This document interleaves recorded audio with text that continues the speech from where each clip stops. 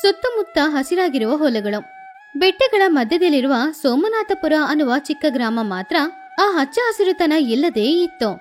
ಆ ಊರಿನೊಳಗಡೆ ಕಾಲಿಡುವಾಗ್ಲೇ ಒಣಗೋಗಿರುವ ಮಣ್ಣು, ಅರ್ಧ ಕುಸಿದು ಬಿದ್ದಿರುವ ಚಿಕ್ಕ ಚಿಕ್ಕ ಗುಡಿಸಲುಗಳು, ಹಸುಗಳೇ ಇಲ್ಲದೆ ಇರುವ ಪಾಕಗಳು ನಮ್ಮನ್ನ ಸ್ವಾಗತಿಸುತ್ತೆ.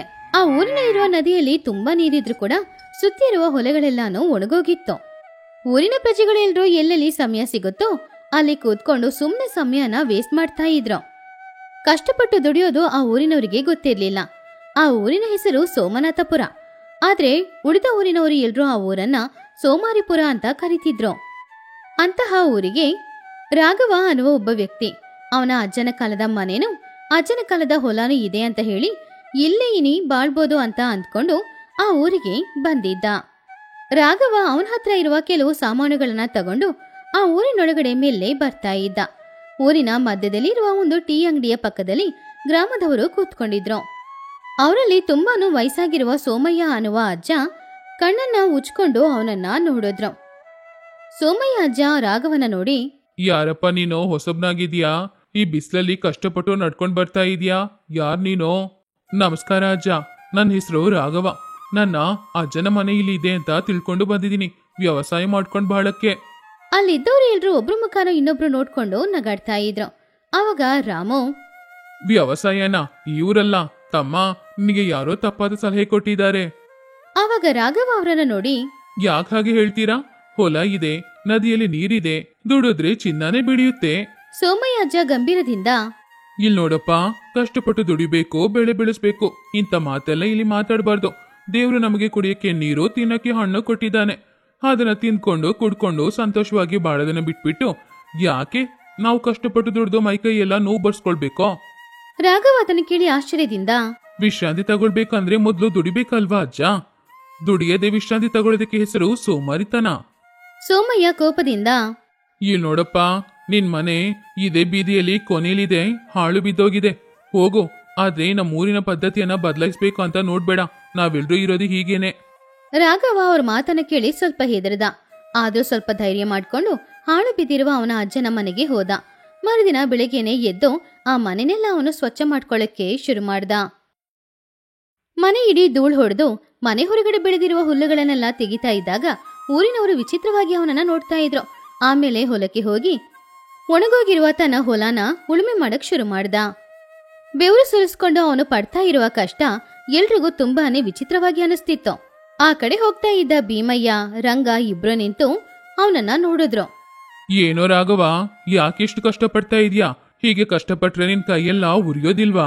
ಹೌದು, ಇಷ್ಟು ಕಷ್ಟಪಡೋದ್ಕಿಂತ ಈ ಮರದಲ್ಲಿರುವ ಸೀಬೆ ಹಣ್ಣನ್ನ ತಿಂದು ಆ ಮರದ ಕೆಳಗಡೆನೆ ಮಲಗಿದ್ರೆ ಚೆನ್ನಾಗಿರುತ್ತೆ.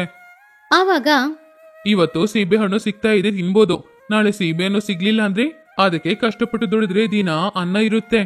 ರಂಗ ನಗುತ್ತಾ, ಅಯ್ಯೋ, ದೊಡ್ಡ ಮಾತು ಮಾತಾಡ್ತಿದ್ಯಾ, ನೋಡೋಣ ನೀನ್ ಅನ್ಕೊಂಡಿದ್ದು ನಡೆಯುತ್ತಾ ಅಂತ.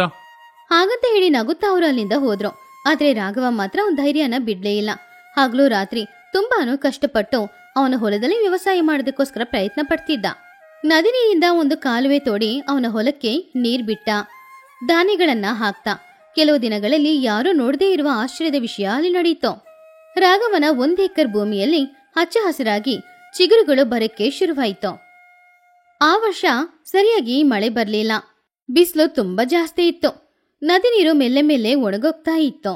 ಗ್ರಾಮದ ಪ್ರಜೆಗಳು ಯಾವಾಗ್ಲೂ ತಿಂತಾ ಇರುವ ಹಣ್ಣುಗಳು, ತರಕಾರಿಗಳು ಯಾವುದೂ ಸಿಗ್ಲೇ ಇಲ್ಲ. ಅವರ ಸೋಮಾರಿ ಜೀವನಕ್ಕೆ ಒಂದು ದೊಡ್ಡ ಅಡ್ಡಿನೇ ಬಂದಿತ್ತು. ಮೊದಲು ಅದನ್ನ ಸಾಧಾರಣವಾಗಿ ತಗೊಂಡ್ರು ಕೂಡ ದಿನಗಳು ಹೋಗ್ತಾ ಹೋಗ್ತಾ ಅವರೆಲ್ಲರೂ ಹಸುವಿಂದ ಕಷ್ಟಪಡ್ತಾ ಇದ್ರು. ಒಂದಿನ ಸಂಜೆ ಸಮಯ ಗ್ರಾಮದವರು ಎಲ್ರೂ ಒಟ್ಟಿಗೆ ಕೂಡಿ ಮಾತಾಡ್ತಾ ಇದ್ರು.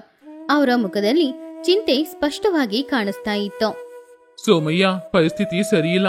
ನದಿಯಲ್ಲಿ ನೀರು ಕಡಿಮೆ ಆಗ್ತಾ ಇದೆ, ತಿನ್ನಕ್ಕೆ ಹಣ್ಣುಗಳು ಏನು ಸಿಗ್ತಾನೆ ಇಲ್ಲ, ಮಕ್ಕಳು ಹಸುವಿಂದ ಕಷ್ಟಪಡ್ತಿದ್ದಾರೆ. ಹೌದು, ಹೀಗೇನೆ ಸ್ವಲ್ಪ ದಿನ ಇದ್ರೆ ಹಸುವಿಂದ ಸಾಯ್ಬೇಕಾಗುತ್ತೆ. ಏನಾದ್ರೂ ಒಂದ್ ಮಾಡ್ಲೇಬೇಕು. ಆವಾಗ ಸೋಮಯ್ಯ ಅವ್ರ ಹತ್ರ, ಏನ್ ಮಾಡೋದು, ಆ ದೇವ್ರಿಗೆ ನಮ್ಮ ಮೇಲೆ ಕೋಪ, ನಮ್ ಕಷ್ಟ ಅನುಭವಿಸ್ಬೇಕಷ್ಟೇ. ಭೀಮಯ್ಯ ಕೋಪದಿಂದ, ಹಾಗಂತ ಕೂತ್ಕೊಂಡ್ರೆ ಹಸುವು ತೀರುತ್ತಾ? ಆ ರಾಘವನನ್ನ ನೋಡಿ, ದಿನ ಇಡೀ ಕಷ್ಟಪಟ್ಟು ಹೊಲದಲ್ಲಿ ದುಡಿತಾ ಇದ್ದಾನೆ, ಹೊಟ್ಟೆ ತುಂಬಾ ಊಟನೂ ಮಾಡ್ತಾ ಇದ್ದಾನೆ. ಹಾಗಂತ ಅವನು ಹೇಳಿದನ್ನ ಕೇಳಿ ಎಲ್ಲರ ದೃಷ್ಟಿನೂ ರಾಘವನ ಹೊಲದ ಮೇಲೆ ಹೋಯ್ತು. ರಾಘವ ತನ್ನ ಹೊಲದಲ್ಲಿರುವ ತರಕಾರಿಗಳನ್ನ ಕೊಯ್ತಾ ಇದ್ದ. ಅವನು ಸ್ವಲ್ಪ ಮುಂಚೆನೆ ಆಲೋಚನೆ ಮಾಡಿ ಅವನ ಹೊಲದಲ್ಲಿ ಒಂದು ಬಾವಿಯನ್ನ ತೋಡಿದ. ಆದ್ರಿಂದ ಅವನಿಗೆ ನೀರಿಗೆ ಯಾವುದೇ ಕಷ್ಟನೂ ಇಲ್ಲ. ಆವಾಗ ಸೋಮಯ್ಯ ಎಲ್ಲರ ಹತ್ರ, ಅವನೊಬ್ನೇ ಇದ್ದಾನೆ, ನಾವ್ ಇಷ್ಟ ಜನ ಇದ್ದೀವಿ, ಅವನತ್ರ ಹೋಗಿ ಬೇಡಿ ಕೇಳೋದಾ? ನಮ್ಮ ಊರಿನ ಗೌರವ ಏನಾಗೋದು? ಗೌರವನ? ಹಸುವಿಂದ ಸಾಯ್ತಾ ಇದೀವಿ, ಗೌರವನ ಇಟ್ಕೊಂಡು ಏನ್ ಮಾಡೋದು? ಅವನು ಒಳ್ಳೆಯವನು, ನೋಡಿದ್ರೆ ಸಹಾಯ ಮಾಡತಾರನೇ ಅನಿಸ್ತಾ ಇದೆ, ಬನ್ನಿ ಹೋಗಿ ಕೇಳೋಣ. ಎಲ್ರಿಗೂ ಇಷ್ಟನೇ ಇಲ್ಲ ಅಂದ್ರೂ ಕೂಡ ಬೇರೆ ದಾರಿ ಇಲ್ಲದೆ ಎಲ್ರೂ ಮೆಲ್ಲೆ ರಾಘವನ ಹೊಲಕ್ಕೆ ಹೋದ್ರು. ನಡೆಯಕ್ಕಾಗದೆ ತುಂಬಾನು ಸುಸ್ತಾಗಿ ಮೆಲ್ಲೆ ಮೆಲ್ಲೆ ನಡ್ಕೊಂಡು ಅವರೆಲ್ರೂ ರಾಘವನ ಹೊಲದ ಹತ್ತಿರ ಹೋಗಿ ನೋಡಿದಾಗ ರಾಘವನ ಹೊಲ ತುಂಬಾನು ಚೆನ್ನಾಗಿತ್ತು. ಅದೇ ರೀತಿ ರಾಘವ ಕೂಡ ತುಂಬಾನು ಆರೋಗ್ಯವಾಗಿ ಕಾಣಿಸ್ತಿದ್ದ. ಅವನನ್ನ ನೋಡಿ ಅಸೂಯೆ ಅವಮಾನ ಎರಡೂ ಬಂತು ಅವ್ರೆಲ್ರಿಗೂ. ರಾಘವ ಅವರನ್ನ ನೋಡಿ ಕೆಲ್ಸನ ನಿಲ್ಸಿ ಬಂದ. ಅವಾಗ ರಾಘವ ಅವ್ರ ಹತ್ರ, ಏನಜ್ಜ, ಎಲ್ರೂ ಇಲ್ಲಿಗೆ ಬಂದಿದ್ದೀರಾ? ಏನಾದ್ರೂ ಸಮಸ್ಯೆನಾ? ಆವಾಗ ಸೋಮಯ್ಯ ಏನ್ ಹೇಳಿದು ಅಂತ ಗೊತ್ತಿಲ್ದೆ, ಏನಿಲ್ಲ ರಾಘವ, ಊರಲ್ಲಿ ಕುಡಿಯಕ್ಕೆ ನೀರಿಲ್ಲ, ತಿನ್ನಕ್ಕೆ ಆಹಾರ ಇಲ್ಲ, ಅದಕ್ಕೆ ನೀನ್ ಸ್ವಲ್ಪ. ಸೋಮಯ್ಯ ಹೇಳಿ ಮುಗ್ಸದ್ಕಿಂತ ಮುಂಚೆನೆ, ನನ್ಗೆ ಅರ್ಥ ಆಯ್ತು, ನಿಮ್ಗೆ ಆಹಾರ ಬೇಕು ಅಷ್ಟೇ ತಾನೆ? ಅವ್ರೆಲ್ರೂ ಹೌದು ಅನ್ನೋ ತರ ತಲೆ ಅಲ್ಲಾಡ್ಸಿದ್ರು. ನಾನ್ ನಿಮ್ಗೆ ಆಹಾರ ಕೊಡ್ತೀನಿ, ಆದ್ರೆ ಒಂದು ಷರತ್ತು. ಷರತ್ತಾ? ಪ್ರಾಣ ಕಾಪಾಡಿ ಕೇಳಿದ್ರೆ ಷರತ್ತಾಗ್ತೀಯಾ? ಸರಿ, ಏನ್ ಷರತ್ತದೋ? ನಾನ್ ನಿಮ್ಮೆಲ್ರಿಗೂ ಮೀನ್ ಹಿಡಿದು ಹೇಗೆ ಅಂತ ಕಲಿಸ್ಕೊಡ್ತೀನಿ. ನೀವೆಲ್ರೂ ಮೀನ್ ಹಿಡ್ಕೊಳ್ಳಿ, ನಾನ್ ಹಿಡಿದು ಕೊಡಲ್ಲ. ಹಾಗೇನೆ ನಾನು ಹೊಲದಲ್ಲಿ ಬೆಳೆಬೇಕು ಅಂದ್ರೂ ಕೂಡ ನೀವು ನನಗೋಸ್ಕರ ಒಂದ್ ಕೆಲ್ಸ ಮಾಡ್ಬೇಕು. ಸೋಮಯ್ಯ ಅನುಮಾನದಿಂದ, ಏನ್ ಕೆಲ್ಸ? ನಮ್ಮೂರಿಗೆ 2 ಮೈಲ್ ದೂರದಲ್ಲಿ ಒಂದು ನದಿ ಇದೆ. ನಾವೆಲ್ರೂ ಕಷ್ಟಪಟ್ಟು ದುಡಿದ್ರೆ ಆ ನದಿಯಿಂದ ಒಂದು ಕಾಲುವೆ ಮೂಲಕ ನಮ್ಮೂರಿಗೆ ನೀರ್ ತಗೊಂಡ್ ಬರ್ಬೋದು. ಹಾಗೆ ಮಾಡಿದ್ರೆ ಇಲ್ಲಿರುವ ನದಿ ಯಾವಾಗ್ಲೂ ಒಣಗೋಗಲ್ಲ, ಕೊಳದಲ್ಲೂ ನೀರಿರುತ್ತೆ, ವ್ಯವಸಾಯನೂ ಮಾಡ್ಕೊಳ್ಬೋದು. ಅದನ್ನು ಕೇಳಿ ಗ್ರಾಮದವರು ಎಲ್ರೂ ಕೂಡ ಬಾಯಿ ಮುಚ್ಕೊಂಡ್ರು. ಕೆಲ್ಸ ಮಾಡ್ಬೇಕು ಅಂತ ಶಬ್ದ ಕೇಳಿದ್ದು ಅವ್ರಿಗೆ ಇಷ್ಟ ಆಗ್ಲಿಲ್ಲ. ಕಾಲುವೆನಾ? ಅದು ತುಂಬಾ ಕಷ್ಟವಾದ ಕೆಲ್ಸ, ನಮ್ಮಿಂದ ಆಗಲ್ಲ. ಆವಾಗ ರಾಘವ, ಹಾಗಾದ್ರೆ ನನ್ನಿಂದಾನು ಏನು ಸಹಾಯ ಮಾಡಕ್ಕಾಗಲ್ಲ. ಇವತ್ ನಾನ್ ನಿಮ್ಗೆ ಆಹಾರ ಕೊಡ್ಬೋದು, ನಾಳೆ ಪುನಃ ನನ್ನ ಹತ್ರನೇ ಬರ್ತೀರಾ. ಅದಕ್ಕೆ ಬದ್ದು ನಾನು ಹೇಳಿದ ಕೆಲ್ಸನ ಮಾಡಿದ್ರೆ ಯಾರ ಹತ್ರನೂ ಬೇಡ್ಕೊಳ್ಬೇಕಾಗಿರೋ ಅವಶ್ಯಕತೆನೇ ಇರಲ್ಲ. ಯೋಚನೆ ಮಾಡ್ಕೊಳ್ಳಿ, ಹಸುವಿಂದ ಸಾಯ್ತೀರಾ ಇಲ್ಲ ನಾನು ಹೇಳಿದ ಹಾಗೆ ಕಷ್ಟಪಟ್ಟು ದುಡಿತೀರಾ, ಎಲ್ಲ ನಿಮ್ಮಿಷ್ಟ. ಹಾಗಂತ ಹೇಳಿ ರಾಘವ ಅವನ್ ಪಾಡಿಗೆ ಅವ್ನ್ ಕೆಲ್ಸ ಮಾಡಕ್ಕೆ ಶುರು ಮಾಡ್ದ. ಗ್ರಾಮದವರು ಎಲ್ರೂ ಮಾತಾಡ್ಕೊಳ್ತಾ ಇದ್ರು. ಅವ್ರ ಕಣ್ಮುಂದ್ಗಡೆ ಹಸುವಿಂದ ಒದ್ದಾಡ್ತಾ ಇದ್ದ. ಅವರ ಕುಟುಂಬ ಬಂದು ಹೋಯಿತು. ರಾಘವ ಏನ್ ಹೇಳ್ತಾ ಇದ್ದಾನೆ ಅನ್ನೋದನ್ನ ಎಲ್ರೂ ಅರ್ಥ ಮಾಡ್ಕೊಂಡ್ರು. ಅವರಲ್ಲಿ ಮೊದ್ಲು ರಾಮು ರಾಘವ ಹೇಳಿದ ಕೆಲ್ಸ ಮಾಡಕ್ಕೆ ಸಿದ್ಧನಾದ. ಆಮೇಲೆ ಜೊತೆಗಿರುವವರು ಎಲ್ರೂ ಕೂಡ ಕೆಲ್ಸ ಮಾಡಕ್ಕೆ ಸಿದ್ಧರಾದ್ರು. ಕೊನೆಗೆ ಒಬ್ಬೊಬ್ರಾಗಿ ಕೆಲ್ಸ ಮಾಡಕ್ಕೆ ಒಂದೊಂದು ಆಯುಧಗಳನ್ನ ತೆಗಿತಾ ಇದ್ರು. ಸೋಮಯ್ಯ ಕೂಡ ಒಂದು ಆಯುಧನ ತಗೊಂಡು ನಾನು ಕೂಡ ಕೆಲ್ಸ ಮಾಡ್ತೇನೆ ಅಂತ ಹೇಳಿದ್ರು. ಹಾಗೆ ಆ ದಿನ ಸೋಮನಾಥಪುರ ಚರಿತ್ರೆಯಲ್ಲಿ ಒಂದು ಹೊಸ ಅಧ್ಯಾಯ ಶುರುವಾಯಿತು. ಮರುದಿನ ಬೆಳಗ್ಗೆ ರಾಘವ ಎಲ್ರಿಗೂ ಏನ್ ಕೆಲ್ಸ ಅಂತ ಹೇಳ್ದ. ಎಲ್ರೂ ಕಾಲುವೆ ತೋಡಕ್ಕೆ ಶುರು ಮಾಡಿದ್ರು. ರಾಮು ಅವನ ಬೆವರನ್ನ ಒರೆಸ್ಕೊಂಡು, ಹಬ್ಬ, ಇಷ್ಟು ಕಷ್ಟವಾದ ಕೆಲ್ಸ ನನ್ನ ಜೀವನದಲ್ಲಿ ಮಾಡಿಲ್ಲ, ಆದ್ರೆ ಸಂತೋಷನೇ ಆಗ್ತಿದೆ. ರಂಗ ಕೂಡ ನಗುತ್ತಾ, ಹೌದು, ಒಂದು ಒಳ್ಳೆ ಕೆಲ್ಸ ಮಾಡ್ತಾ ಇದೀವಿ ಅನ್ನುವ ತೃಪ್ತಿಯೂ ಇದೆ. ರಾಘವ ಅವರನ್ನ ನೋಡಿ ಉತ್ಸಾಹದಿಂದ, ಚೆನ್ನಾಗಿ ಕೆಲ್ಸ ಮಾಡ್ತಾ ಇದ್ದಾರೆ, ಬೇಗನೆ ಎಲ್ಲ ಕೆಲ್ಸನೂ ಮುಗಿಸ್ಬಿಡ್ತಾರೋ ಏನೋ. ಕೆಲ್ಸ ಮಾಡೋರಿಗೆ ರಾಘವ ಅವನ ಹೊಲದಲ್ಲಿ ಬೆಳೆದಿರುವ ತರಕಾರಿಗಳಿಂದ ಆಹಾರ ಬಡಿಸಿ ಕೊಡ್ತಾ ಇದ್ದ. ಕಷ್ಟಪಟ್ಟು ಕೆಲ್ಸ ಮಾಡಿ ಎಲ್ರೂ ಅನ್ನ ತಿನ್ನುವಾಗ ಅದ್ರ ರುಚಿ ಅವ್ರೆಲ್ರಿಗೂ ತುಂಬಾನೇ ಇಷ್ಟ ಆಯ್ತು. ದಿನಗಳು ಹೋಗ್ತಾ ಇತ್ತು. ಅವರಲ್ಲಿರುವ ಸೋಮಾರಿತನ ಹೋಗಿ ಚುರುಕುತನ ಬಂತು. ಒಬ್ರಿಗಿನ್ನೊಬ್ರು ಸಹಾಯ ಮಾಡ್ಕೊಳ್ಳಕ್ಕೆ ಶುರು ಮಾಡಿದ್ರು. 10ನೇ ದಿನ ಸಂಜೆ ಸಮಯ ಕಾಲುವೆ ನಿರ್ಮಾಣನೂ ಪೂರ್ತಿಯಾಯಿತು. ಸೋಮಯ್ಯ ಸಂತೋಷದಿಂದ, ರಾಘವ, ನೀನೇ ಇದೆಲ್ಲದಕ್ಕೂ ಕಾರಣ. ಕೆಲ್ಸ ಮಾಡೋದ್ರಲ್ಲಿ ಏನ್ ಸಂತೋಷ ಇದೆ ಅಂತ ಇವಾಗ ನಮ್ಗೆ ಗೊತ್ತಾಯ್ತು. ರಾಘವ ನಗುತ್ತಾ, ಇದ್ರಲ್ಲಿ ಏನಿದೆ ಅಜ್ಜ, ಕಷ್ಟಪಟ್ಟು ದುಡಿಯೋದು ಒಳ್ಳೇದು. ನಮ್ಮ ಕಷ್ಟಕ್ಕೆ ಏನ್ ಫಲ ಸಿಕ್ಕಿದೆ ಅಂತ ನೋಡೋಣ ಬನ್ನಿ. ರಾಘವ ಕಾಲುವೆಗೆ ಇದ್ದ ಅಡ್ಡಿನ ತೆಗೆದ ತಕ್ಷಣ ಆ ಜೀವನದಿಯಿಂದ ಬೇಗನೆ ನೀರು ಸೋಮನಾಥಪುರದಲ್ಲಿ ಇರುವ ಕೊಳದಲ್ಲಿ ಬಂದು ಸೇರಿತು. ಆ ದೃಶ್ಯವನ್ನು ನೋಡ್ತಾ ಇದ್ದ ಗ್ರಾಮದ ಜನರ ಕಣ್ಣುಗಳಲ್ಲಿ ಕಣ್ಣೀರು ತುಂಬಿತು. ಅವರ ಊರಿನಲ್ಲಿರುವ ಕೊಳ ನದಿ ತುಂಬೋದನ್ನ ನೋಡಿ ಅವರ ಮನಸ್ಸು ಕೂಡ ತುಂಬಿ ಹೋಯಿತು. ಆಮೇಲೆ ಸೋಮನಾಥಪುರ ಸಂಪೂರ್ಣವಾಗಿ ಬದಲಾಯಿತು. ಎಲ್ರೂ ಅವರವರ ಹೊಲದಲ್ಲಿ ಕಷ್ಟಪಟ್ಟು ಉಳುಮೆ ಮಾಡಿ ಚೆನ್ನಾಗಿ ವ್ಯವಸಾಯನ ಮಾಡಕ್ಕೆ ಶುರು ಮಾಡಿದ್ರು. ಪ್ರಜೆಗಳು ಅವರ ಸೋಮಾರಿತನ ಎಲ್ಲಾನು ಬಿಟ್ಟು ಕಷ್ಟಪಟ್ಟು ದುಡಿಯೋಕೆ ಕಲ್ತ್ಕೊಂಡ್ರು. ಸೋಮಾರಿಪುರ ಅನ್ನುವ ಹೆಸರೆಲ್ಲ ಹೋಗಿ ಪುನಃ ಆ ಊರಿಗೆ ಸೋಮನಾಥಪುರ ಅನ್ನುವ ಹೆಸರು ಬಂತು. ಈ ಕಥೆಯಲ್ಲಿರುವ ನೀತಿ ಏನು ಅಂದ್ರೆ, ಸೋಮಾರಿತನ ಆವಾಗ ನಿಮಗೆ ಸುಖನ ಕೊಡ್ಬೋದು, ಆದ್ರೆ ಹೋಗ್ತಾ ಹೋಗ್ತಾ ನಿಮ್ಮ ಜೀವನದಲ್ಲಿ ಅದರಿಂದ ಸುಮಾರು ಸಮಸ್ಯೆಗಳು ಕಷ್ಟಗಳು ಬರುತ್ತೆ. ಸೋಮಾರಿತನನೇ ನಮ್ಮ ಶತ್ರು. ಆದ್ರಿಂದ ಸೋಮಾರಿತನನ ಬಿಟ್ಟು ಕಷ್ಟಪಟ್ಟು ದುಡಿಯೋದನ್ನ ಕಲ್ತ್ಕೊಂಡ್ರೆ ಅದಕ್ಕೆ ಫಲ ನಮಗೆ ಸಿಗುತ್ತೆ. ಅದು ಜಯಂತಿಪುರ ಅನ್ನುವ ಅಂದವಾದ ಊರು. ಸುತ್ತಮುತ್ತ ಹಚ್ಚ ಹಸಿರಾಗಿರುವ ಹೊಲಗಳು, ಹಾಗೇನೆ ಪಕ್ಷಿಗಳ ಕಿಲಕಿಲ ಶಬ್ದದೊಂದಿಗೆ ಆ ಜಯಂತಿಪುರ ಯಾವಾಗ್ಲೂ ತುಂಬಾ ಚೆನ್ನಾಗಿತ್ತು. ಆ ಊರಿನ ಪ್ರಜೆಗಳು ಎಲ್ಲರೂ ಕೂಡ ವ್ಯವಸಾಯವನ್ನೇ ನಂಬಿ ಬಾಳ್ತಾ ಇದ್ರು. ಆ ಊರಿನಲ್ಲಿ 60 ವಯಸ್ಸು ದಾಟಿರುವ ಕಾಮಾಕ್ಷಿಯಮ್ಮ ಅನ್ನುವವರ ಕುಟುಂಬ ಕೂಡ ಬಾಳ್ತಾ ಇತ್ತು. ಹಾಗೆ ದಿನಗಳು ಹೋಗ್ತಾ ಇತ್ತು. ಒಂದಿನ ಕಾಮಾಕ್ಷಿಯಮ್ಮ ಅವರ ಮಗನಾದ ಸುಬ್ಬಯ್ಯನ ಹತ್ತಿರ, ಇಲ್ಲೋಡೋ ಸುಬ್ಬು, ನೀನು ಸಂತೆಗೆ ಹೋಗಿ ನನಗೆ ತಿನ್ನಕ್ಕೆ ಏನಾದ್ರೂ ತಿಂಡಿ ತಗೊಂಡ್ ಬಾ. ಹಾಗೇನೆ ಮನೆಗೆ ಬೇಕಾಗಿರುವ ಅಡಿಗೆ ಸಾಮಾನು ತಗೊಂಡ್ ಬಾ. ಅಡಿಗೆ ಮನೇಲಿ ಎಲ್ಲಾನು ಖಾಲಿ ಆಯ್ತು. ಏನಮ್ಮ ನೀನು, ನೆನ್ನೆ ತಾನೇ ನಿನಗೆ ಸುಮಾರು ತಿಂಡಿಗಳನ್ನ ತಗೊಂಡ್ ಬಂದ್ ಕೊಟ್ಟೆ. ಹಾಗೇನೆ ಮನೆಗೆ ಬೇಕಾಗಿರೋ ಸಾಮಗ್ರಿ ಎಲ್ಲಾನು ತಗೊಂಡ್ ಬಂದೆ. ಅಷ್ಟ್ ಬೇಗ ಎಲ್ಲ ಹೇಗಮ್ಮ ಖಾಲಿ ಆಯ್ತು? ಹಾಗಂತ ತುಂಬಾ ಆಶ್ಚರ್ಯದಿಂದ ಕೇಳ್ದ. ಆವಾಗ ಸುಬ್ಬಯ್ಯನ ಹೆಂಡತಿ ಮಂಗಮ್ಮ ಅಲ್ಲಿಗೆ ಬಂದು, ಯಾಕೆ ನಿಮಗ್ ಗೊತ್ತಿಲ್ವಾ? ನಿಮ್ಮಮ್ಮ ಮನೇಲಿರೋ ಎಲ್ಲಾ ಸಾಮಗ್ರಿನೂ ತಿಂತಾ ಇದ್ದಾರೆ. ಗೋಧಿ, ಅಕ್ಕಿ, ಬೇಳೆನೂ ಕೂಡ ಬಿಡ್ತಾ ಇಲ್ಲ, ಹಸಿ ಹಸಿಯಾಗಿ ತಿಂತಾ ಇದ್ದಾರೆ. ನೀವಿವಾಗ ಅವ್ರಿಗೆ ತಿನ್ನಕ್ಕೆ ಏನಾದ್ರೂ ತಗೊಂಡ್ ಬಂದು ಕೊಡ್ಲಿಲ್ಲ ಅಂದ್ರೆ ಆಮೇಲೆ ಮನೇಲಿರುವ ತಟ್ಟೆ ಗ್ಲಾಸು ಎಲ್ಲಾನು ತಿನ್ಬಿಡ್ತಾರೆ ಏನೋ. ಅದನ್ನು ಕೇಳಿದಾಗ ಕಾಮಾಕ್ಷಿಯಮ್ಮನಿಗೆ ಸೊಸೆ ಮೇಲೆ ಕೋಪ ಬಂತು. ಏನೇ, ನನಗೂ ನನ್ನ ಮಗನಿಗೂ ಮಧ್ಯದಲ್ಲಿ ನೀನೇನು ಅಧಿಕಾರ ಮಾಡ್ತಾ ಇದೀಯಾ? ಇದೆಲ್ಲಾನು ನೀನು ನಿನ್ನ ತವರು ಮನೆಯಿಂದ ತಗೊಂಡ್ ಬಂದಿದ್ದ? ಎಲ್ಲಾನು ನಾನ್ ಕಷ್ಟಪಟ್ಟು ದುಡ್ದು ಕೂಡಿಟ್ಟ ಹಣ ಕಣೆ. ಹಾಗಿರುವಾಗ ನನಗೇನ್ ಬೇಕೋ ಎಲ್ಲಾನು ನಾನು ತಗೊಳ್ತೀನಿ, ತಿಂತೀನಿ. ಅದನ್ನ ಕೇಳಕ್ಕೆ ನೀನ್ ಯಾರು? ಏನ್ ಅನ್ಕೊಂಡಿದ್ಯಾ? ನನ್ನ ಮಗನ ಹತ್ರ ನಾನು ಮನೇಲಿರೋ ಎಲ್ಲಾನು ತಿಂತಾ ಇದ್ದೀನಿ ಅಂತ ಚಾಡಿ ಹೇಳಿಕೊಟ್ಟು ಇಬ್ರನ್ನ ಬೇರೆ ಮಾಡ್ಬೇಕಂತ ಅನ್ಕೊಂಡಿದ್ಯಾ? ಅಯ್ಯೋ ಅತ್ತೆ, ನಾನ್ ನಿಮ್ ಬಗ್ಗೆ ಹಾಗೆ ಹೇಳಲಿಲ್ಲ. ಆದ್ರೆ ನೀವೇ ಇವಾಗ ನಿಮ್ ಬಾಯಿಂದ ನೀವ್ ಯಾರು ಅಂತ ಹೇಳಿದೀರಾ. ಇಲ್ ನೋಡ್ರಿ, ನಿಮ್ಮ ಅಮ್ಮ ಏನ್ ಕೇಳಿದ್ರು ತಗೊಂಡ್ ಬಂದ್ ಕೊಡಿ. ಹಾಗಿಲ್ಲ ಅಂದ್ರೆ ನಿಮ್ಮ ಹತ್ರ ನಾನು ಚಾಡಿ ಹೇಳಿದ್ರಿಂದಾನೇ ನೀವು ಏನೂ ತಗೊಂಡ್ ಬರ್ಲಿಲ್ಲ ಅಂತ ನನ್ನ ಹತ್ರ ಜಗಳಕ್ ಬರ್ತಾರೆ ಇವರು. ಇಲ್ ನೋಡೆ, ನಾನೇನೋ ದೊಡ್ಡ ತಿಂಡಿ ಪೋತಿಯೇನಲ್ಲ. ನಾನ್ ನೋಡಕ್ಕೆ ಎಷ್ಟು ಸಪೂರವಾಗಿದ್ದೀನಿ. ನಾನು ಎಲ್ಲಾನು ನೀನ್ ಹೇಳೋ ಹಾಗೆ ತಿಂದಿದ್ರೆ ನಿನ್ ತರ ನೋಡಕ್ಕೆ ಒಳ್ಳೆ ಡ್ರಮ್ ತರ ಇರ್ತಿದ್ದೆ ಅಲ್ವಾ? ಅಯ್ಯೋ ಅತ್ತೆ, ನೀವು ಎಷ್ಟು ತಿಂದ್ರೂ ದಪ್ಪ ಆಗ್ತಾ ಇಲ್ಲ. ನಾನು ಸ್ವಲ್ಪ ತಿಂದ್ರೂ ದಪ್ಪ ಆಗ್ತಾ ಇದ್ದೀನಿ. ಆದ್ರೆ ನೀವು ಒಂದ್ ಹೊತ್ತಿಗೆ ತಿನ್ನೋ ಆಹಾರನ ಈ ಊರಿಗೆ 3 ಹೊತ್ತಿಗೆ ಹಾಕ್ಬೋದು. ಅಷ್ಟು ತಿಂತೀರ ನೀವು. ಆದ್ರೆ ದೇವ್ರು ನಿಮ್ಗೆ ಕೊಟ್ಟಿರುವ ವರ ಏನು ಗೊತ್ತಾ? ನೀವು ಎಷ್ಟೇ ತಿಂದ್ರೋ ಯಾವಾಗ್ಲೂ ಸಪುರವಾಗಿನೇ ಇರ್ತೀರಾ. ಅಯ್ಯೋ ಅಯ್ಯೋ ಅಯ್ಯೋ, ನನ್ನನ್ನ ಏನೇನ್ ಹೇಳ್ತಾ ಇದ್ದಾಳೆ ಇವಳು. ಏನೋ ಇದೋ, ಅವಳು ನನ್ನನ್ನ ಅನ್ಬಾರ್ದು ಅಂತ ಇದ್ದಾಳೆ. ನೀನ್ ನೋಡಿದ್ರೆ ನಿಂತ್ಕೊಂಡು ಗೊಂಬೆ ತರ ನೋಡ್ತಾ ಇದೀಯಾ? ಅವಳ ಮಾತಿಗೆ ಒಂದ್ ಮಾತಾದ್ರೂ ಹೇಳ್ತಿದ್ಯಾ ನೀನು? ಹಾ, ಹೇಳಿ ಹೇಳಿ, ನಿಮ್ ಮಗನ ಹತ್ರ ಚಾಡಿ ಹೇಳಿ ನನ್ ಬಗ್ಗೆ. ಹಾಗೆ ಅವ್ರ ನನ್ನನ್ನ ಹೊಡಿಲಿ. ನಿಮ್ ತರ ಅತ್ತೆ ಅಂತೂ ಯಾರಿಗೂ ಸಿಗ್ಲೇಬಾರ್ದು. ಮೊದ್ಲು ನನ್ ಗಂಡ ಸರಿ ಇದ್ರೆ ತಾನೇ ಅವ್ರಮ್ಮ ನನ್ ಬಗ್ಗೆ ಇಷ್ಟೆಲ್ಲ ಮಾತಾಡ್ತಾ ಇದ್ದಾರೆ. ಒಂದ್ ಮಾತು ಕೂಡ ಅವ್ರಮ್ಮನ ಹೇಳ್ದೆ ಹೀಗ್ ಗೊಂಬೆ ತರ ನಿಂತ್ಕೊಂಡು ನೋಡ್ತಿದಾರೆ ನೋಡಿ. ಹಾಗಂತ ತನ್ನ ಗಂಡನನ್ನ ಬೈದ್ಲು. ಆವಾಗ ಸುಬ್ಬಯ್ಯ ಮೇಲೆ ನಗುತ್ತಾ, ನಾನ್ ಏನ್ ಮಾಡ್ದೆ ಅಂತ ನೀವಿಬ್ರು ಇವಾಗ ನನ್ನನ್ನು ಹಿಡ್ಕೊಂಡಿದ್ದೀರಾ? ಇನ್ನು ಸ್ವಲ್ಪ ಹೊತ್ತು ನಾನು ಈ ಮನೇಲಿದ್ರೆ ಆಮೇಲೆ ನನಗೆ ಹುಚ್ಚಿಡಿದ್ರು ಹಿಡಿಯುತ್ತೇನೋ. ಹಾಗಂತ ಹೇಳಿ ಸುಬ್ಬಯ್ಯ ಮನೆಯಿಂದ ಹೊರಗಡೆ ಹೋದ. ಅತ್ತೆ ಸೊಸೆ ಇಬ್ರು ಸ್ವಲ್ಪ ಹೊತ್ತು ಜಗಳ ಮಾಡ್ಕೊಂಡು ಆಮೇಲೆ ಅವ್ರವ್ರ ಕೆಲಸ ಮಾಡ್ಕೊಳ್ಳೋದಕ್ಕೋಸ್ಕರ ಹೋದ್ರು. ಹೀಗೆ ದಿನಗಳು ಹೋಗ್ತಾ ಇತ್ತು. ಒಂದಿನ ಮಂಗಮ್ಮ ಮನೆ ಕೆಲಸ ಎಲ್ಲಾನು ಮಾಡಿ ಸ್ವಲ್ಪ ವಿಶ್ರಾಂತಿ ತಗೊಳ್ಳೋಣ ಅಂತ ಮಂಚದಲ್ಲಿ ಮಲಗಿದ್ಲು. ಸ್ವಲ್ಪ ಸಮಯದ ನಂತರ ಸುಬ್ಬಯ್ಯ ಮನೆಗೆ ಬಂದು ಮಂಗಮ್ಮನ ಹತ್ತಿರ, ಮಂಗಮ್ಮ, ಬೇಗ ನನಗೆ ಊಟ ಹಾಕೆ. ಯಾಕೋ ಇವತ್ತು ತುಂಬಾ ಹಸುವಾಗ್ತಾ ಇದೆ. ಹೌದು, ಏನ್ ಸಾರ್ ಮಾಡ್ದೆ? ಅದನ್ನು ಕೇಳಿದ ಕಾಮಾಕ್ಷಿ ಈ ಅವಕಾಶನ ಉಪಯೋಗ ಮಾಡ್ಕೊಂಡು ಮಗನಿಗೂ ಸೊಸೆಗೂ ಜಗಳ ಬರ್ಲಿ ಅಂತ, ಅವಳೆಲ್ಲೋ ಅಡಿಗೆ ಮಾಡಿದ್ಲೋ? ಬೆಳಿಗ್ಗೆ ನೀನು ಆ ಕಡೆ ಹೊಲಕ್ಕೆ ಹೋದ್ಯೋ ಇಲ್ವೋ? ಮಂಚದಲ್ಲಿ ಹತ್ತಿ ಮಲಗ್ದವಳು ಇನ್ನೂ ಎದ್ದೇಳಲೇ ಇಲ್ಲ. ಇದ್ರಲ್ಲಿ ಅಡಿಗೆ ಹೇಗ್ ಮಾಡ್ತಾಳೆ?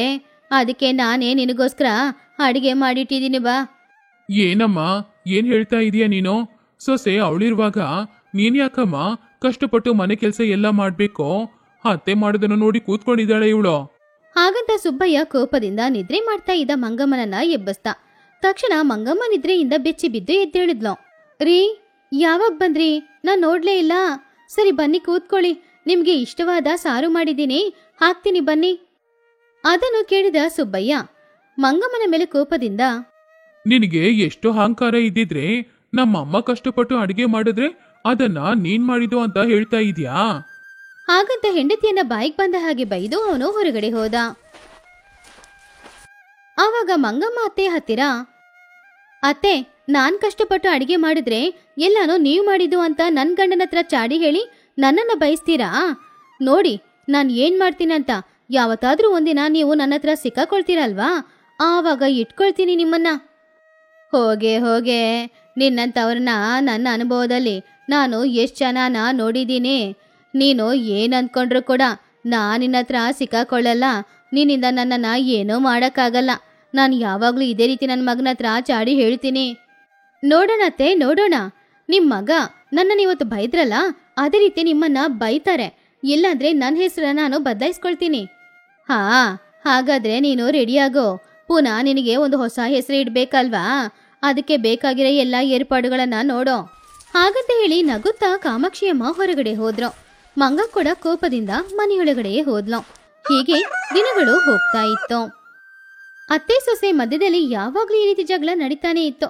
ಹೀಗಿರುವಾಗ ಒಂದಿನ ಮಂಗಮ್ಮ ತನ್ನ ಅತ್ತೆಗೆ ಪಾಠ ಕಲಿಸಿಕೊಡ್ಬೇಕು ಅಂತ ಅಂದ್ಕೊಂಡು ಒಂದು ಪ್ಲಾನ್ ಕೂಡ ಹಾಕಿದ್ಲು. ತುಂಬಾ ದಪ್ಪವಾಗಿರುವ ಲಡ್ಡು ಅನ್ನುವ ಒಬ್ಬ ವ್ಯಕ್ತಿಯನ್ನ ಅತ್ತಿ ಹತ್ತಿರ ಕರ್ಕೊಂಡ್ ಬಂದ್ಲು. ಅತ್ತೆ, ನೀವು ಚೆನ್ನಾಗಿ ತಿಂತೀರಾ. ನೀವೊಬ್ರು ತಿಂಡಿಪೋತಿ ಅನ್ನುವ ವಿಷಯ ಈ ಊರಲ್ಲಿ ಎಲ್ರಿಗೂ ಗೊತ್ತು. ಆದ್ರೆ ಈ ವ್ಯಕ್ತಿ ಲಡ್ಡು ಅಂತೆ ನಿಮಗಿಂತ ಜಾಸ್ತಿ ತಿಂತಾನೆ ಅಂತೆ. ನಾನಿವತ್ತು ಸಂತೆಗೆ ಹೋದಾಗ ಅಲ್ಲಿ ಎಲ್ಲರ ಹತ್ರ ಹೆಮ್ಮೆಯಿಂದ ಹೇಳ್ತಾ ಇದ್ದ. ಇವನ ಅಹಂಕಾರನ ಕಡಿಮೆ ಮಾಡ್ಬೇಕು ಅಂತ ಅನ್ಕೊಂಡೆ ನಾನು. ಸ್ವಲ್ಪ ಇವನ್ ಜೊತೆ ಪಂದ್ಯ ಹಾಕಿ ನೀವು ಯಾರು ಅಂತ ತೋರ್ಸಿ ಇವನಿಗೆ, ಹಾಗಂತ ತನ್ನ ಅತ್ತಿ ಹತ್ತಿರ ಹೇಳಿದ್ಲು. ಆವಾಗ ಲಡ್ಡು ಅನ್ನೋ ವ್ಯಕ್ತಿ, ಏನಮ್ಮ ಮಂಗಮ್ಮ, ನೀನ್ ಹೇಳಿದವರು ಇವ್ರೇನಾ? ಇವ್ರು ನೋಡಕ್ಕೆ ಇಷ್ಟು ಸಪುರವಾಗಿದ್ದಾರೆ, ಒಳ್ಳೆಕ್ಕ ಅಡ್ಡಿತಾರ. ಆದ್ರೆ ನನ್ನನ್ನು ನೋಡಿದ್ಯಾ ಹೇಗಿದ್ದೀನಿ ಅಂತ? ನನ್ ಜೊತೆ ಪಂದ್ಯ ಹಾಕಕ್ಕೆ ಇವ್ರಿಗೆ ಅರ್ಹತೆನಾದ್ರೂ ಇದೆಯಾ? ಇವ್ರ ಜೊತೆ ಪಂದ್ಯ ಕಟ್ಬೇಕು ಅಂತ ನನಗೆ ಅನಿಸ್ತಾನೆ ಇಲ್ಲ. ಇವ್ರನ್ನ ನೋಡಿದ್ರೆ ಪಾಪ ಅಂತ ಅನಿಸ್ತಿದೆ. ಸರಿಯಾಗಿ ಊಟ ಮಾಡ್ತಾರೋ ಇಲ್ವೋ, ಅದಕ್ಕೆ ಇವ್ರ ಜೊತೆ ನಾನು ಪೋಟಿಗೆ ಬರಲ್ಲ. ಹಾಗಂತ ಕಾಮಾಕ್ಷಿಯಮ್ಮನನ್ನು ನೋಡಿ ತಮಾಷೆ ಮಾಡ್ದ ಲಡ್ಡು. ಆವಾಗ ಲಡ್ಡುನ ನೋಡಿ ಅವರು, ಇಲ್ ನೋಡಪ್ಪ, ನಾನು ನೋಡಕ್ಕೆ ಸಪೂರವಾಗಿದ್ದೀನಿ ಅಂತ ನೀನು ತಪ್ಪಾಗಿ ತಿಳ್ಕೊಳ್ಬೇಡ. ಆ ಕರೆಂಟು ವೈರು ಕೂಡ ಸ್ವಲ್ಪ ಸಪೂರಾನೆ. ಆದ್ರೆ ಅದನ್ನ ಮುಟ್ಬೇಕು ಅಂತ ಅಂದ್ಕೊಂಡ್ರೆ ಶಾಕ್ ಕೊಡಿಯುತ್ತೆ, ಶಾಕ್. ಅದೇ ರೀತಿ ನನ್ನ ಹತ್ರ ನೀನು ಪೋಟಿ ಹಾಕ್ಬೇಕು ಅಂತ ಅಂದ್ಕೊಂಡ್ರೆ ಆಮೇಲೆ ನೀನೆ ನಾಳೆ ಸೋತೋಗೋದು. ಸರಿ ಸರಿ, ನಿಮಗೆ ಇಷ್ಟು ಧೈರ್ಯ ಇದೆ ಅಂದ್ರೆ ನಾನ್ಯಾಕೆ ಪಂದ್ಯ ಬೇಡ ಅಂತ ಹೇಳ್ಬೇಕು? ನಾವಿಬ್ರು ಇವಾಗ್ಲೇ ಪೋಟಿನ ಶುರು ಮಾಡ್ಕೊಳ್ಳೋಣ. ನಾನು ಪಂದ್ಯದಲ್ಲಿ ಗೆದ್ರೆ ನಿಮ್ಮ ಆಸ್ತಿ ಎಲ್ಲಾನು ನನಗ್ ಕೊಡ್ಬೇಕು. ಒಂದ್ ವೇಳೆ ನೀವು ಗೆದ್ರೆ ನನ್ನ ಆಸ್ತಿನ ನಿಮಗೆ ಕೊಡ್ತೀನಿ, ಸರಿನಾ? ಅದನ್ನು ಕೇಳಿದ ಮಂಗಮ್ಮನಿಗೆ ಹೃದಯ ಒಂದ್ ನಿಮಿಷ ನಿಂತೇ ಹೋಯ್ತು. ಒಂದ್ ವೇಳೆ ಈ ಸ್ಪರ್ಧೆಯಲ್ಲಿ ತನ್ನ ಅತ್ತೆ ಸೋತೋದ್ರೆ ಎಲ್ಲಾ ಆಸ್ತಿಗಳನ್ನ ಲಡ್ಡುಗೆ ಕೊಡ್ಬೇಕಾಗಿ ಬರುತ್ತೆ ಏನೋ ಅಂತ ಅನ್ಕೊಂಡು ಅವಳ ಅತ್ತೆ ಹತ್ರ ಬೇಡ ಅಂತ ಹೇಳಿದ್ಲು. ಆದ್ರೆ ಕಾಮಾಕ್ಷಿಯಮ್ಮ, ಈ ಹುಡುಗನಿಗೆ ನಾನು ಯಾರು ಅಂತ ತೋರಿಸ್ಬೇಕು. ನಾನು ಖಂಡಿತ ಈ ಸ್ಪರ್ಧೆಯಲ್ಲಿ ಗೆದ್ದೇ ಗೆಲ್ತೀನಿ. ಆವಾಗ ಅವನ ಆಸ್ತಿ ನನಗ್ ಸ್ವಂತ ಆಗುತ್ತೆ. ಅದನ್ನು ಕೇಳಿದ ಮಂಗಮ್ಮನಿಗೆ ಒಂದ್ ಕಡೆ ಸ್ಪರ್ಧೆಯಲ್ಲಿ ಅತ್ತೆ ಗೆದ್ರೆ ಅವನ ಆಸ್ತಿ ನಮಗ್ ಸ್ವಂತ ಆಗುತ್ತೆ ಅನ್ನುವ ಸಂತೋಷ, ಇನ್ನೊಂದ್ ಕಡೆ ಸೋತೋದ್ರೆ ಆಸ್ತಿ ಹೋಗುತ್ತೆ ಅಲ್ವಾ ಅನ್ನುವ ದುಃಖ. ಇದೆಲ್ಲಾನು ನೋಡಿ, ಅತ್ತೆ, ನೀವು ಈ ಸ್ಪರ್ಧೆಯಲ್ಲಿ ಸೋತೋದ್ರೆ ನಮ್ಮ ಆಸ್ತಿ ಎಲ್ಲಾನು ಅವನಿಗೆ ಸ್ವಂತ ಆಗುತ್ತೆ. ಆಮೇಲೆ ನಾನ್ ಹೇಳಿದ ಮಾತೆ ನೀವ್ ಕೇಳ್ಬೇಕಾಗುತ್ತೆ. ಈ ಮನೆ ಅಧಿಕಾರ ಎಲ್ಲ ಆಮೇಲೆ ನಂದೇ. ನಿಮ್ಮ ಸೊಂಟದಲ್ಲಿರುವ ಈ ಮನೆಕೀನ ನೀವು ನನಗೆ ಕೊಡ್ಬೇಕಾಗುತ್ತೆ. ನಾನು ಹೇಳಿದ ಹಾಗೆ ನೀವು ನಡ್ಕೊಳ್ಬೇಕಾಗುತ್ತೆ. ಈ ಷರತ್ತಿಗೆ ಸರಿ ಅಂದ್ರೆ ನಾನು ಸರಿ ಅಂತೀನಿ. ಇಲ್ಲಿ ನೋಡೆ ಮಂಗಮ್ಮ, ನನ್ನ ಮೇಲೇನೋ ನನ್ನ ಹೊಟ್ಟೆ ಮೇಲೇನೋ ನನಗೆ ನಂಬಿಕೆ ಇದೆ. ಏನೇ ಆಗ್ಲಿ, ಪ್ರಪಂಚನೇ ನಾಶ ಆಗ್ಲಿ, ನಾನಂತೂ ಇದರಲ್ಲಿ ಗೆದ್ದೇ ಗೆಲ್ತೀನಿ. ಒಂದ್ ವೇಳೆ ನೀನು ಹೇಳಿದಾಗೆ ನಾನು ಈ ಸ್ಪರ್ಧೆಯಲ್ಲಿ ಸೋತದೆ ಅಂತ ಇಟ್ಕೋ, ನನ್ನ ಮನೆ ಕೀನ ನಿನಗೆ ಕೊಡ್ತೀನಿ. ಅದು ಮಾತ್ರ ಅಲ್ಲ, ಈ ಮನೆ ಅಧಿಕಾರ ಎಲ್ಲಾನೋ ನಿನ್ನ ಹತ್ರನೇ ಒಪ್ಪಿಸ್ತೀನಿ. ಹಾಗಂತ ಸೊಸೆಗೆ ಮಾತು ಕೊಟ್ರು. ಅವಾಗ ಮಂಗಮ್ಮ ಅವನ ಮನಸ್ಸಲ್ಲಿ ಈ ರೀತಿ ಅಂದ್ಕೊಂಡ್ಲು, ಇವಾಗ ನನ್ನ ದೇವ್ರ ಹತ್ರ ಏನು ಅಂತ ಬೇಡ್ಕೊಳ್ಳೋದು? ನಮ್ಮ ಅತ್ತೆ ಸೋತೋದ್ರೆ ಮನೆ ಅಧಿಕಾರ ಎಲ್ಲ ನನಗ್ ಸ್ವಂತ ಆಗುತ್ತೆ. ಒಂದ್ ವೇಳೆ ಗೆದ್ರೆ ಇವನ ಆಸ್ತಿನೂ ನಮಗ್ ಸ್ವಂತ ಆಗುತ್ತೆ. ಅಯ್ಯೋ, ನಾನೊಬ್ಳು ದೊಡ್ಡ ಹುಚ್ಚಿ ಅಲ್ವಾ? ನಮ್ಮ ಅತ್ತೆ ಸೋತ್ರೆ ನಾನು ಅಧಿಕಾರ ಮಾಡಕ್ಕೆ ಮನೆಯಲ್ಲಿರುತ್ತೆ. ಆಮೇಲೆ ಹೇಗೆ ಅಧಿಕಾರ ಮಾಡೋದು? ಮನೆ ಅವನಿಗೆ ಸ್ವಂತ ಆಗುತ್ತೆ ಅಲ್ವಾ? ಹಾಗಂತ ಸ್ವಲ್ಪ ಹೊತ್ತು ಯೋಚನೆ ಮಾಡಿ ಅತ್ತೇನೆ ಗೆಲ್ಬೇಕು ಅಂತ ಮನಸ್ಫೂರ್ತಿಯಾಗಿ ದೇವ್ರ ಹತ್ರ ಬೇಡ್ಕೊಂಡ್ಲು. ಹಾಗೆ ಸ್ವಲ್ಪ ಸಮಯದ ನಂತರ ಆ ಊರಿನ ಪ್ರಜೆಗಳ ಮುಂದೆ ಲಡ್ಡು ಹಾಗೂ ಕಾಮಾಕ್ಷಿಯಮ್ಮ ಇಬ್ರು ಕೂಡ ಪೋಟಿ ಹಾಕಕ್ ಶುರು ಮಾಡಿದ್ರು. ಆವಾಗ ಅದನ್ನ ನೋಡ್ತಾ ಇದ್ದ ಪ್ರಜೆಗಳು, ದಪ್ಪವಾಗಿರುವ ಲಡ್ಡುನೇ ಈ ಸ್ಪರ್ಧೆಯಲ್ಲಿ ಖಂಡಿತ ಗೆಲ್ತಾನೆ, ಆದ್ರೆ ಕಾಮಾಕ್ಷಿಯಮ್ಮ ನೋಡಕ್ಕೆ ಸಪೂರವಾಗಿದ್ದಾರೆ, ಅವರಿಂದ ಜಾಸ್ತಿ ತಿನ್ನಕ್ಕಾಗಲ್ಲ, ಆದ್ರಿಂದ ಲಡ್ಡು ಗೆಲ್ತಾನೆ ಅಂತ ಹೇಳ್ತಾ ಇದ್ರು. ಆದ್ರೆ ಎಲ್ರೂ ಅನ್ಕೊಂಡ ಹಾಗೆ ಅಲ್ಲ. ಕಾಮಾಕ್ಷಿ ಅಮ್ಮನ ಸೋಲ್ಸಕ್ಕೆ ಲಡ್ಡುಯಿಂದ ಆಗ್ಲಿಲ್ಲ. ಕಾಮಾಕ್ಷಿ ಅಮ್ಮ ಅವನಿಗಿಂತ ಜಾಸ್ತಿ ತಿಂದು ಸ್ಪರ್ಧೆಯಲ್ಲಿ ಗೆದ್ರು. ಅದನ್ನು ನೋಡ್ತಾ ಇದ್ದ ಊರಿನ ಪ್ರಜೆಗಳು ಎಲ್ರೂ ಕೂಡ ಆಶ್ಚರ್ಯಪಟ್ರು. ಲಡ್ಡು ಮಾತ್ ಕೊಟ್ಟ ಹಾಗೇನೆ ಅವನ ಆಸ್ತಿಗಳನ್ನ ಕಾಮಾಕ್ಷಿ ಅಮ್ಮನಿಗೆ ಬರೆದು ಕೊಟ್ಟ. ಸ್ಪರ್ಧೆ ಎಲ್ಲಾನು ಮುಗಿದ್ಮೇಲೆ ಎಲ್ರೂ ಅಲ್ಲಿಂದ ಅವ್ರವ್ರ ಮನೆಗೆ ಹೋದ್ರು. ದಿನಗಳು ಹೋಗ್ತಾ ಇತ್ತು. ಕೆಲವು ದಿನಗಳ ನಂತರ ಕಾಮಾಕ್ಷಿ ಅಮ್ಮ ಮಂಗಮ್ಮನ ಹತ್ತಿರ, ಮಂಗಮ್ಮ, ನೀನು ಒಳ್ಳೆ ಸೊಸೆ ಕಣೆ. ನಾನು ನಿನಗೆ ಎಷ್ಟೇ ಕಷ್ಟ ಕೊಟ್ಟರು ನೀನು ನನಗೆ ಯಾವುದೇ ಕಷ್ಟನೂ ಕೊಟ್ಟಿದ್ದಿಲ್ಲ. ಅದು ಅಲ್ಲದೆ ನಾನು ಎಷ್ಟೇ ತಿಂದರೂ ಕೂಡ ನೀನು ನನಗೋಸ್ಕರ ಅಡಿಗೆ ಮಾಡಿ ಇಡ್ತಾ ಇದ್ದೆ. ನನ್ನ ಹಸುವನ್ನ ತಿಳ್ಕೊಂಡವಳು ನೀನು. ಇಷ್ಟು ದಿನ ನಾನು ನಿನ್ನ ಬಗ್ಗೆ ತುಂಬಾನು ತಪ್ಪಾಗಿ ತಿಳ್ಕೊಂಡಿದ್ದೆ. ಏನತ್ತೆ ನೀವು ಹೀಗೆ ಹೇಳ್ತಾ ಇದ್ದೀರಾ? ನಮ್ಮ ಅಪ್ಪ ಅಮ್ಮ ₹1 ಕೂಡ ಕಾಣಿಕೆ ಕೊಡದೆ ನನ್ನನ್ನು ಮದುವೆ ಮಾಡಿ ಕಳ್ಸಿದ್ರು. ಇಲ್ಲಿವರೆಗೂ ನೀವು ₹1 ನಿನ್ನ ತವರು ಮನೆಯಿಂದ ತಗೊಂಡ್ ಬಾ ಅಂತ ನನ್ನ ಹತ್ರ ಕೇಳಿದ್ದೀರಾ ಏನೋ ಅವಾಗ ಇಬ್ರು ಜಗಳ ಮಾಡುವಾಗ ನಿಮ್ಮನ್ನ ಒಂದು ಮಾತು ಹೇಳಿರ್ತೀನಿ ಅಷ್ಟೇ. ಆದ್ರೆ ನಿಮ್ಮನ್ನ ನನಗೆ ತುಂಬಾ ಇಷ್ಟ ಅತ್ತೆ. ನಿಮ್ಮಂತ ಅತ್ತೆ ಸಿಕ್ಕಿರೋದು ನನ್ನ ಅದೃಷ್ಟ. ಹಾಗೆ ಅತ್ತೆ ಸೊಸೆ ಇಬ್ರು ಕೂಡ ಒಬ್ರನ್ನ ಇನ್ನೊಬ್ರು ಮೆಚ್ಕೊಂಡ್ರು. ಆವಾಗ ಕಾಮಾಕ್ಷಿ ಅಮ್ಮ ನಗುತ್ತಾ ಅವರು ಮನೆ ಕೀನ ಮಂಗಮ್ಮನಿಗೆ ಕೊಟ್ಟು, ತಗೋ ಮಂಗಮ್ಮ, ಇನ್ ಮುಂದೆ ಈ ಮನೆ ಕೀ ನಿನಗ್ ಸ್ವಂತ. ಮನೆ ಅಧಿಕಾರ ಎಲ್ಲಾನು ನಿನಗ್ ಸ್ವಂತ. ತಗೋ, ಈ ಕೀನ ನಿನ್ನ ಸೊಂಟದಲ್ಲಿ ಇಟ್ಕೋ.